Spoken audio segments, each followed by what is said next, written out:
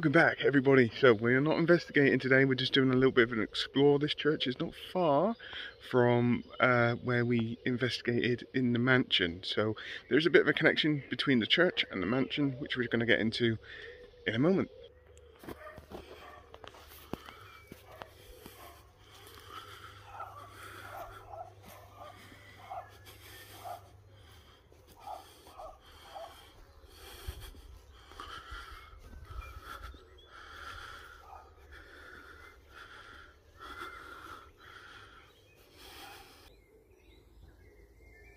So we've come here today just to take a look at this little pyramid in the church. Quite an interesting thing to find in a churchyard.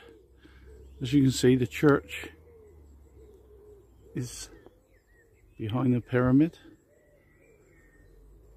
and the pyramid is basically put up in as a gravestone, I guess, for the Dowse family. Francis Dowse, I think the name is on there. I'll just go and have a little look at that. Let's get in a little bit closer. So as you can see, I think you can just about make the name out on the top and the coat of arms above it. Yeah, very interesting.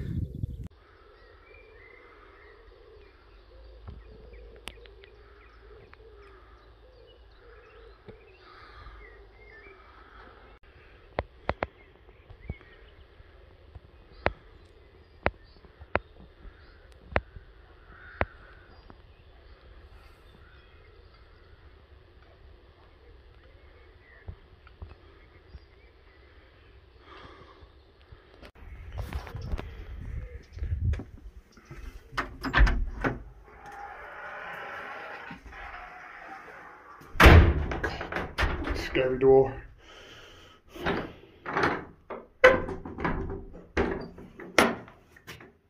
How to get in? There we go.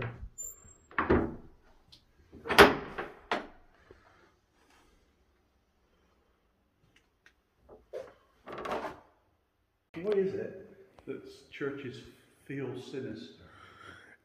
It's strange. It's supposed to be a place, yet they feel sinister. Camera wouldn't focus. I don't like, I'll be honest, I've never really liked being in churches. No, nor do I. I have to be honest. I never have.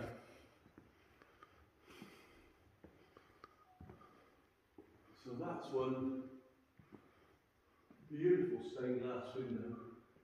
St Cuthbert, AD 635-687, and St Margaret, AD 1045-93.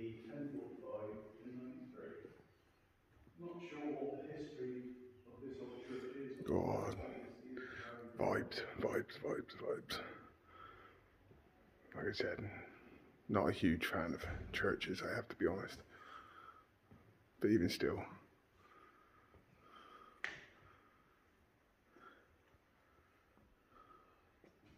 It's pretty epic.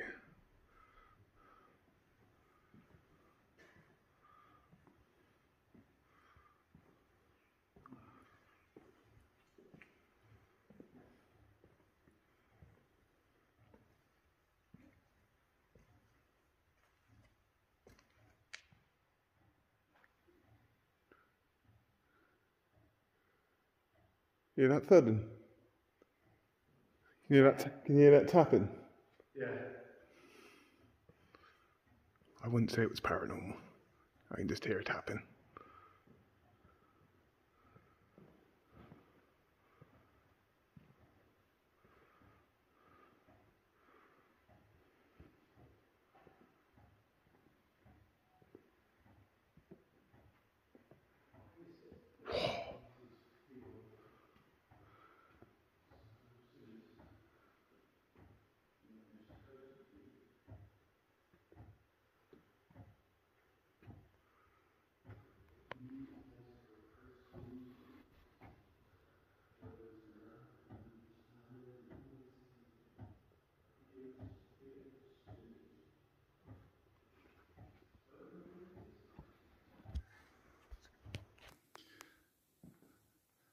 why is it that these places feel so sinister?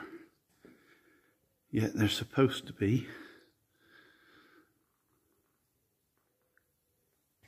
the meeting place for Christians and showing us love and understanding and all these things, yet they just feel spooky. Don't know what it is. Maybe I've watched too many horror stories. Because whenever there's a horror story and someone ends up in a church, bad things happen, don't they? But this really is a beautiful old church. This is St Andrew's Church in Netherwallop. And it is absolutely stunning. You've got a beautiful old organ there. It is really gorgeous. Look at that. Wow. Bet that makes a racket when that starts up.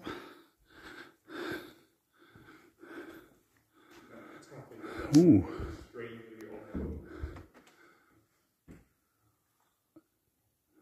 That's quite interesting. The Sabbath breakers. So what were the Sabbath breakers? Covered with paintings, formation of paintings with the visual aids of then many literate people teaching Christians a story from the Bible or of a saint or of a moral. Cool.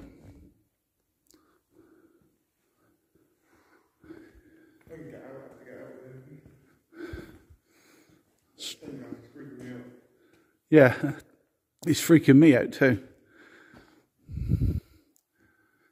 Yeah, lovely old building.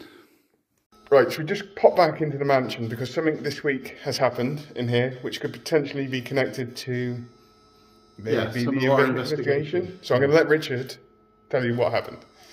Okay, so if you remember, go back to our investigation. Up in one of the top bedrooms, we got the words bath, and I spent quite a while wandering around trying to work out why there was no bath in the room. Couldn't make a head nor tail of it. We also got the word flood, and we got the name Nancy. Couldn't really make anything of that fit together. No. Until this week, when, if Dave shows you up onto the sea, we had a massive flood come down through the kitchen, From a bath? that came from underneath a bath. A pipe under a bath split for no apparent reason. Strange little connection. Could be something, could be just coincidence, but it could be a pre-warning that something was going to happen. You know, it just seemed a little bit more of just a coincidence, the fact that we had those words, and then literally within the next week we get this. Yeah. And as I say, there was no faulty pipe work or anything. The pipe had literally just pushed apart under a bath. So yeah, quite interesting. It is interesting. I like it. If there is a connection to it, it's still sending a shiver down my spine. Yeah. Even when you rang me the other day and told me, I was like, if that was us being you being pre-warned that there was going to be a flood here this week. Yeah. Yeah, quite strange. Sends a chill down my spine.